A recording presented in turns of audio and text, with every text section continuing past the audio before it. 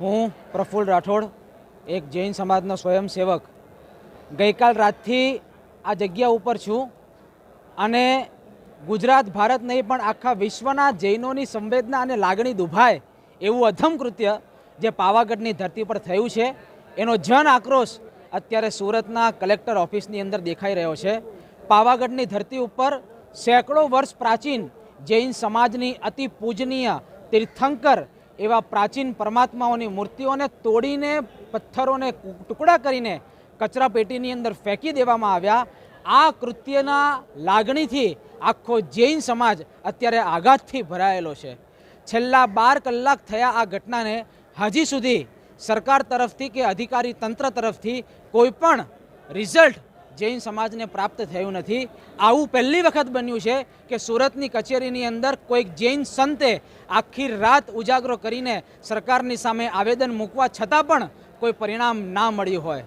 પાવાગઢની ધરતી ઉપર 7થી વધુ જિનાલયો આજે પણ અવેલેબલ છે અને એમાં પણ આ પ્રાચીન પ્રતિમાઓને તોડીને એમને દુનિયાના તમામ જૈન સમાજની સંવેદના ઉપર જાણી જોઈને બળજબરીપૂર્વક વારંવાર પત્રાચારો અને આવેદન આપવા છતાં પણ આવું અધમ કૃત્ય કર્યું છે, જેનું પરિણામ કદાચ આખા ભારતના નહીં પણ વિશ્વના તમામ જૈન સમાજ આજે દુઃખની સાથે વ્યક્ત કરી રહ્યો છે। અમારી બે જ માંગણી છે,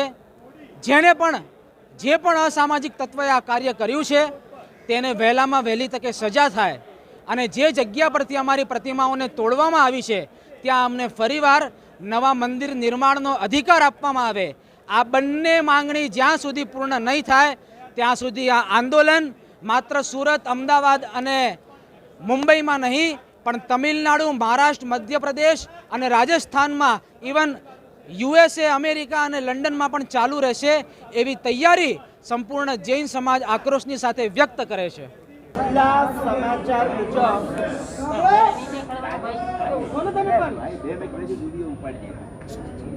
છેલ્લા સમાચાર મુજબ એવા સમાચારો ઉર્ફે અફવા ફેલાવવાના પ્રયાસ થઈ રહ્યા છે કે બધું બરાબર પતી ગયું છે।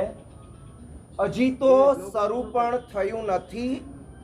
આપણી જે માંગણી છે કે જમીન જૈન સંઘને આપવામાં આવે, ત્યાંની બધી જ વ્યવસ્થાના અધિકાર જૈન સંઘને આપવામાં આવે, ગુનેગારોને FIR થાય, ધરપકડ થાય, સજા થાય, આમાંથી કશું પણ બાકી હોય ત્યાં સુધી આ આંદોલન બાકી રહે છે।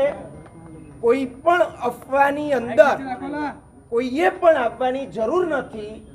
શાંતિપૂર્ણ અહિંસક આંદોલન મૌનપૂર્વક, જાપપૂર્વક, સદભાવનાપૂર્વક આપણું ચાલુ રહેશે જ્યાં સુધી અહીંયાથી ગુરુ ભગવંતો ડિક્લેર ના કરે ત્યાં સુધી કોઈ પણ ગેરસમજમાં આવવાની કોઈને પણ જરૂર નથી।